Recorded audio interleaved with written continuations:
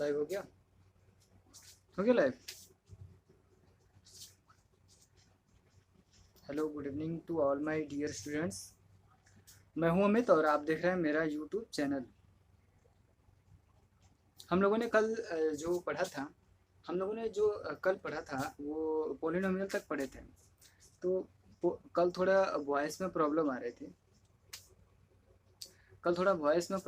थी जिसके रिगार्डिंग हम पोलिनोमियल को कंटिन्यू नहीं कर पाए थे। तो आज हम उसी पोलिनोमियल को कंटिन्यू करेंगे और हम समझेंगे कि फिर वेरिएबल क्या होता है, वेरिएबल को किस तरीके से पहचानते हैं। क्या होता है ना कि बच्चा क्लास 9th अच्छा से नहीं पढ़ता है, 10th अच्छा से नहीं पढ़ता है, 11th में चला जाता है और सीधे सीधे जब हम सेट चैप्टर पढ़ रहे होते हैं तो वहाँ बहुत सारे वेरिएबल का यूज होता है। जैसे अभी मैं आपसे बोलूँ कि आप रोस्टर फॉर्म में लिखो, सेट बिल्डर फॉर्म में लिखो, तो वहाँ वेरिएबल का यूज करेंगे। अब जो बच्चा पहले से नहीं पढ़ा रहेगा उसको वेरिएबल पता ही क्या है कि फिर वेरिएबल को किस तरीके से यूज करते हैं। बट मैं 100% की गारंटी देता हूँ। मैं भी I am also qualified at IIT JEE mains in 2017। हमने भी IIT JEE मेंस 2017 में क्वालिफाइड किया और अंडर यानी 30,000 रैंक के अंदर हम आए थे और 30,000 रैंक के अंदर आए थे और national institute of technology Srinagar में हमने वहाँ ज्वाइन कर लिया। ये 2017 की मैं बात कर रहा हूँ। फिर ऐसे ही जब 2017 में 1050 मेरा रैंक था BHU में, जो कि 2016 में था मेरा। तो उसको छोड़ के मैं फिर IIT की प्रिपरेशन करने चला गया। तो वहाँ हमें दिक्कत तो नहीं आई, इसलिए दिक्कत नहीं आई कि मैं कुछ लोग बोलते हैं कि गांव पे पढ़ने से कुछ नहीं होता है, गांव से दूर निकल के पढ़ो। बट ऐसा कुछ नहीं होता है, आप मेहनत करो ना, गांव कुछ नहीं होता है। शहर बदलने से पढ़ाई नहीं होती है बाबू। अगर आपको पढ़ाई करना है, मैं भी तो गांव पे ही ये कंटेंट को डेवलप कर रहा हूँ, गांव के ही बच्चों को मैं पढ़ा रहा हूँ, गांव पे भी मैं भी खुद पढ़ता हूँ। अभी इसी साल हमने RPF क्वालिफाइड किया हुआ था। तो फिर वहाँ हमको जॉब करने का मन नहीं था तो मैंने छोड़ दिया। मैंने कहा चलो गांव के बच्चों को मैं सेवा करता हूँ। और इसके बाद से ये शुरू कर दिया मैंने, यूट्यूब पे वीडियो बनाना शुरू कर दिया। तो काफ़ी अच्छे कंटेंट हमको मिल रहे हैं। तो जितने भी फ्रेंड्स हमारे देख रहे हैं, आप मेरे छोटे भाई हो, आप मेरे बड़े भाई हो, कुछ भी हो सकते हो, आपको मैं अपना गार्जियन मानता हूँ। देखो, आप किसी तरीके से पढ़ाई करो। जो भी मेरा वीडियो देख रहा है ना, मैं सजेशन यही करूँगा कि आप पढ़ाई करो, नहीं तो आप दुनिया में सबसे पीछे रह जाओगे। ये राजनीति के चक्कर में ना रहो कि मुझे इसको वोट देना है, इसको वोट देना है। भाई, वोट बैंकिंग होता रहता है। आप इसको वोट दो, उसको वोट दो, उससे उसका कुछ बिगड़ने वाला नहीं है। बिगड़ रहा आपका कि आप अपना जो कीमती टाइम है, आप उस टाइम को गंवा रहे हो। बट मैं इस पर बात नहीं करूँगा क्योंकि मैं राजनीति में थोड़ा सा भी इंटरेस्ट नहीं रखता हूँ।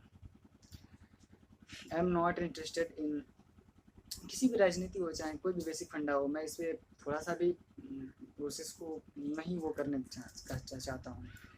मैं सिर्फ ये चाहता हूँ ना कि मेरा छोटा भाई हो, चाहे जो भी हो, आपका भी छोटा भाई है, अगर ये यूट्यूब वीडियो देख रहा है तो आप हमारे यूट्यूब चैनल को सब्सक्राइब कर लो क्योंकि मैं हर रोज़ डे बाय डे मैं कम से कम 2 वीडियोज अपलोड करता हूँ, वो भी क्लास 10th के लिए। मैं अपलोड नहीं करता था, काफ़ी बच्चे हमारे यहाँ ट्यूशन पढ़ने आते हैं, काफ़ी मैं बच्चों को पढ़ाता भी हूँ। तो लॉकडाउन का प्रोसेस सरकार के नियम का उल्लंघन न करते हुए हमको वीडियोज बनाना पड़ रहा है, जिसके अकॉर्डिंग हमको डेवलप करना पड़ता है। भाई, बच्चा चाहे जिस तरीके से पढ़े, पढ़ना है तो भाई पढ़ना है। अगर आपको भी पढ़ना है तो फिर आप मन लगाओ। आप लॉकडाउन किसके लिए? स्टूडेंट के लिए लॉकडाउन थोड़ी है। स्टूडेंट के लिए तो ये सबसे बड़ा मौका है कि आप उसको पढ़ो। स्टूडेंट के लिए एक सिर्फ टाइम होना चाहिए, स्टूडेंट के लिए सिर्फ टाइम होना चाहिए कि मुझे इतने टाइम में इतने प्रोसेस, इतने पार्ट को मुझे पढ़ लेना है और मैं इतने पार्ट को पढ़ लूँगा और इतने पार्ट को मैं तैयार कर लूँगा। अभी हाँ, लॉकडाउन ख़त्म होगा तो ये सीधी सीधी बात है कि जनरल कंपटीशन की भी बहुत सारी वैकेंसी आएगी। बट हम जनरल कंपटीशन भी मुझे मतलब कंसेप्ट तो सारे क्लियर हैं क्योंकि RPF जब क्वालिफाइड किया था तो जनरल चीज़ें सारी हमको पढ़नी पड़ती थी।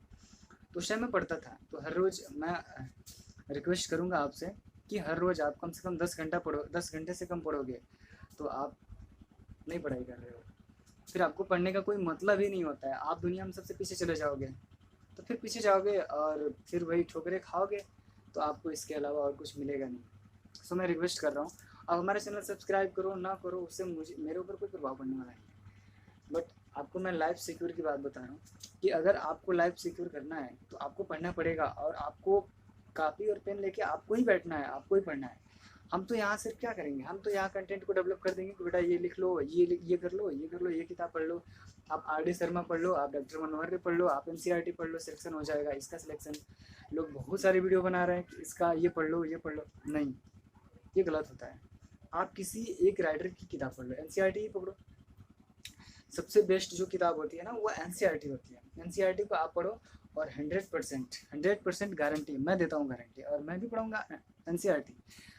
लोग बोलते हैं R.D. शर्मा की किताबें पढ़ो तो सारी चीज़ें क्लियर हो जाएंगी। हाँ, मैं मानता हूँ R.D. शर्मा की किताब पढ़ने से सारी चीज़ें क्लियर हो जाएगी, बट सारे बच्चे की जो मेंटेलिटी, जो पावर होती है वो एक जैसा नहीं होती है। सारे लोग एक जैसा नहीं सोचते हैं, सारे लोग एक जैसे सोच ही नहीं सकते हैं। अब मुझे क्या पता मैं क्या सोच रहा हूँ कि मुझे क्या बनना है, मुझे IAS बनना है, PCS बनना है, क्या बनना है, कुछ नहीं बनना है। बट आप क्या सोच रहे हो, आप बेसिक कंसेप्ट आप सीखो, तभी आपको कुछ मिलने वाला है। तो ठीक है, हम टाइम नहीं गवाते हुए हम आपको आज बताएंगे कि भाई वेरिएबल क्या होता है।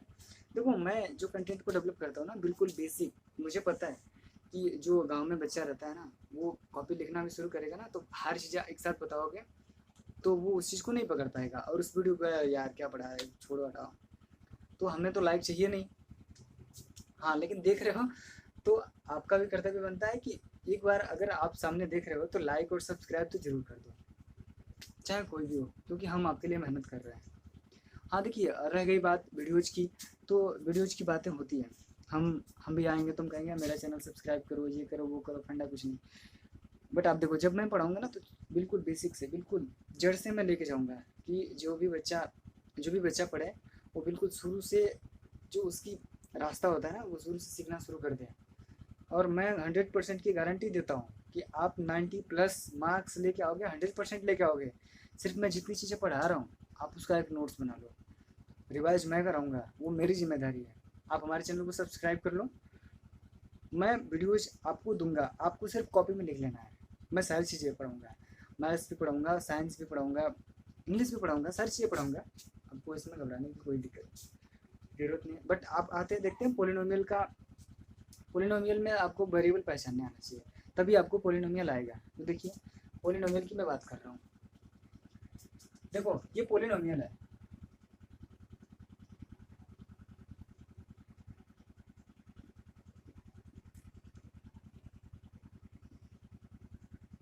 देखिए पॉली का मतलब होता है बहुत।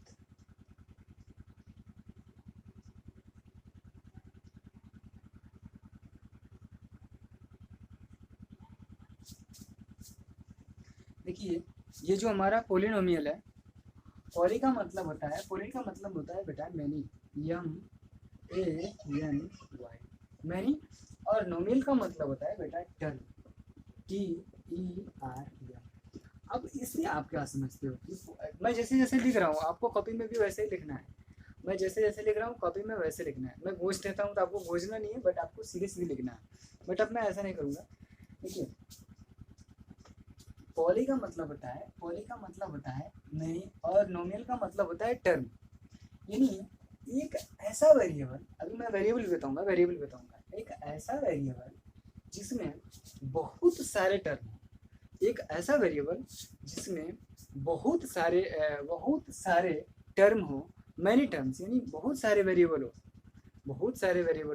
तो मैं उसको बोलूँगा बाबू, उसको बोलूँगा मैं पॉलिनोमियल। उसको क्या बोल दूंगा मैं, उसको ही बोल दूंगा मैं पॉलिनोमियल। हाँ, बट पॉलिनोमियल जानने के लिए आपको वेरिएबल का पता होना चाहिए। तो मैं अब बेसिक फंडे के साथ मैं वेरिएबल पे बात कर रहा हूँ, ठीक है। पहले आप पॉलिनोमियल लिखेंगे, फिर उसके बाद से इसका फॉर्म्स लिखेंगे कि पॉली का मतलब होता है मैनी, और इसके बाद से नोमियल का मतलब होता है टर्म। तो मैनी टर्म्स, लेकिन कौन सा टर्म, तो वो जो टर्म आएगा वो टर्म होगा वेरिएबल। अब आ जाती है बात कि वेरिएबल क्या होता है। सीधे सीधे बात, भैया वेरिएबल बताओ। चलो भाई, वेरिएबल को भी जान लेते हैं। आपको वेरिएबल पढ़ने के लिए हमारी वीडियो है, वीडियो सीरियल वाइज लगी हुई है। वेरिएबल पे ही मैंने एक वीडियो बना रखा है, वेरिएबल को पूरी डिटेल से हमने पढ़ा रखा है। अगर आपको वेरिएबल देखना है तो वहाँ डिटेल से वीडियो देख लीजिए। बट यहाँ जो कंटेंट डेवलप कर रहा हूँ मैं, वहाँ वेरिएबल देखने की आपको जरूरत नहीं पड़ेगी। मैं क्लास 9th का भी वेरिएबल यहीं पढ़ा दे रहा हूँ, इसी टाइम पढ़ा दे रहा हूँ, तो ताकि आपको फिर से उतना मेहनत नहीं करना पड़ेगा, हम आपका सारा बोझ हम ही ले लेते हैं। चलो देखो वेरिएबल समझते हैं आप। जो हमारा वेरिएबल होता है, देखिए जो हमारा वेरिएबल होता है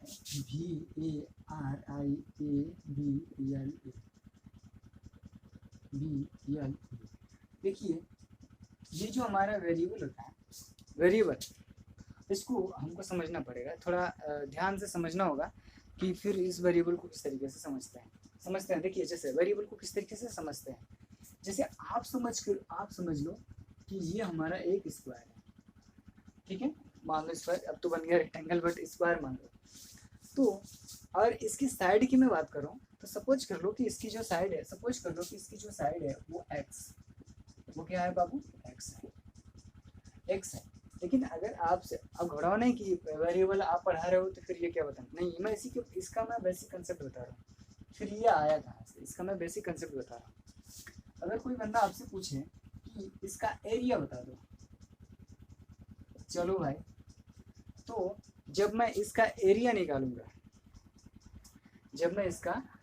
निकालूंगा तो मैं क्या करूँगा, साइड एक्स स्क्वायर करूँगा। सबको पता है कि भाई जो एरिया होता है, एरिया ऑफ स्क्वायर, आप ऐसे समझ लो कि जो एरिया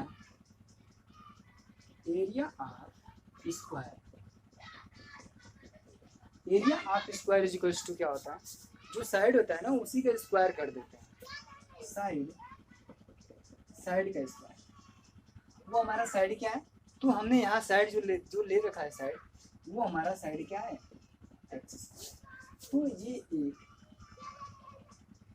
समझा रहा हूँ घबराओ नहीं।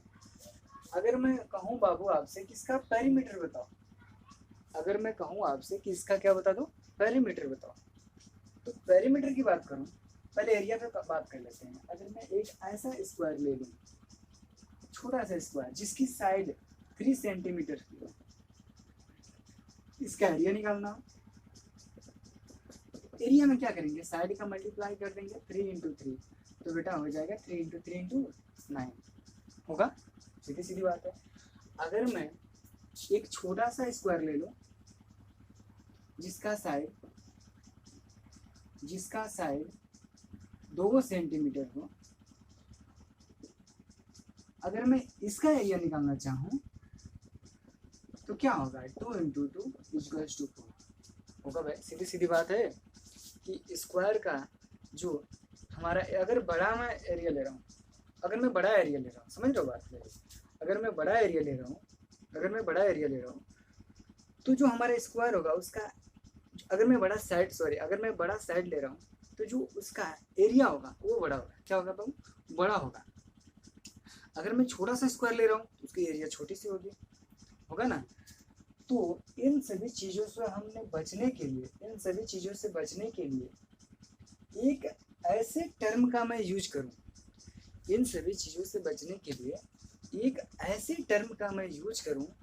एक ऐसे टर्म का मैं यूज करूँ जिसके साथ ये फंडा एक ही बार में क्लियर हो जाए। नहीं समझ में आ रहा है, कमेंट करो, जल्दी से कमेंट करो, बोलो समझ में, बोलो भैया समझ में नहीं आ रहा है, बोलो, कमेंट करो, देख रहा हूँ मैं। वाह परफेक्ट। तो ठीक है भाई, जाना नहीं, लाइक करके जाना, ठीक है ना, लाइक करके जाना, लाइक छोड़ना नहीं है, लाइक और सब्सक्राइब जल्दी से करो। ये हो गया। तो इन सभी चीज़ों से बचने के लिए, अब भाई मैं 3 का साइड ले रहा हूँ, तो ये अलग बात हुई, 2 अलग ले, अभी मैं 4, अभी कहोगे कि 4 लूँ, 4 के लिए अलग हो जाएगा। ऐसे ही अगर मैं इसका पेरीमीटर निकालना चाहूँ बाबू, अगर मैं इसका पेरीमीटर निकालना चाहूँ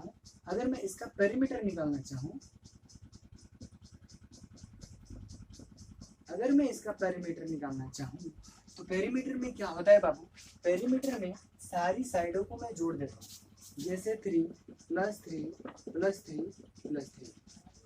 अब बोलो क्या हो रहा है, 3 3 3 3 कितना हो गया, 12 हुआ। अगर मैं इसका पेरीमीटर निकालना चाहूँ, अगर मैं इसका पेरीमीटर निकालना चाहूँ तो क्या होगा, 2 पेरीमीटर। अब पेरीमीटर निकालना चाहूँ, हिंदी वाले पेरीमीटर का मतलब होता है परिमाप, ठीक है ना। आप इतनी तो बेसिक चीज़ें आपको आनी चाहिए, मैं वो भी बता दे रहा हूँ, ठीक है ना, मैं वो भी बता दे रहा हूँ। पेरीमीटर का मतलब होता है परिमाप, ठीक है बाबू, पेरीमीटर का मतलब होता है परिमाप। अब सुन लो, पेरीमीटर का मतलब होता है परिमाप, समझ में आया, आया समझ में, थैंक यू। ठीक है, आगे बढ़ते हैं। अगर मैं इसका पेरीमीटर, अच्छा एक बात बताऊँ, मैं जिस कमरे में ये वीडियो बना रहा हूँ ना, मैं जिस कमरे में ये वीडियो बना रहा हूँ, अगर मैं बोलूँ कि उस कमरे का पेरीमीटर बताओ, तो आप कहोगे कि ये कौन सा, कौन, आप कहोगे ना ये, तो आप कहोगे ना कि भैया ये बताओ कि आपका कमरा किस टाइप का है, तो मैं बोलूँगा हाँ ये तो मुझे बताना पड़ेगा। अगर मैं बोलूँ कि मेरा जो कमरा है अगर वो स्क्वायर के फॉर्म में है तो उसका पेरीमीटर बताना है, तो आप क्या करोगे, ऊपर छत है उसको, फिर आगे दीवार है उसको, फिर पीछे दीवार है उसको, ठीक है ना, फिर साइड वाली दीवार है उसको, फिर पीछे वाली दीवार है, नीचे वाली दीवार, इन सभी साइडों को एक साथ क्या कर लेंगे, जोड़ लेंगे, सभी साइडों को क्या कर लेंगे, एक साथ जोड़ लेंगे, लेफ्ट, ऊपर, राइट और नीचे वाली साइड एक साथ जोड़ लेंगे तो वो हमारा पेरीमीटर हो जाएगा। स्क्वायर हो, रेक्टेंगल हो, कुछ भी हो, साइड को जोड़ लो, एक ही साथ मैं बोल दे रहा हूँ, कुछ भी हो साइड को एक साथ जोड़ लो, बस कहानी खत्म। तो ये हो गया 2 + 2 + 2 + 2, कितना हो गया 8। लेकिन अभी हमारा बेसिक फंडा क्लियर नहीं हुआ है। इसको क्लियर करने के लिए आपको एक ऐसी चीज़ें की ज़रूरत होनी चाहिए, आपको एक ऐसी चीज़ की ज़रूरत होनी चाहिए जो इतना फंडा हमको क्लियर करना ना पड़े। जिस तरीके से हम एरिया निकाले हैं तो एक ही बार में एरिया निकाल दिया है, इसलिए जो हमारा पेरीमीटर ऑफ स्क्वायर होगा, इसलिए बाबू, इसलिए जो हमारा पेरीमीटर ऑफ स्क्वायर होगा,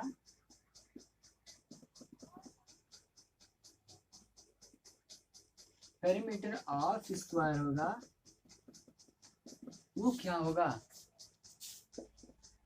4 इंटू साइड। बट यहाँ बताओ कि साइड क्या है, चलो जल्दी से कमेंट करो, यहाँ साइड क्या है, यहाँ मैंने साइड क्या ले रखा है, जल्दी से कमेंट करो, जल्दी करो कमेंट, जल्दी करो कमेंट, क्लास एकदम जबरदस्त होने वाला है, चलो कमेंट करो, क्लास बिल्कुल जबरदस्त होने वाला है और मैं वो जहर वाला क्वेश्चन कराऊंगा आपको, आप घबराओ नहीं यार, सारे क्वेश्चन में धुआं उड़ा दूंगा। आप क्वेश्चन आप पहले करो, कमेंट करो कि क्लियर हो रहा है कि नहीं।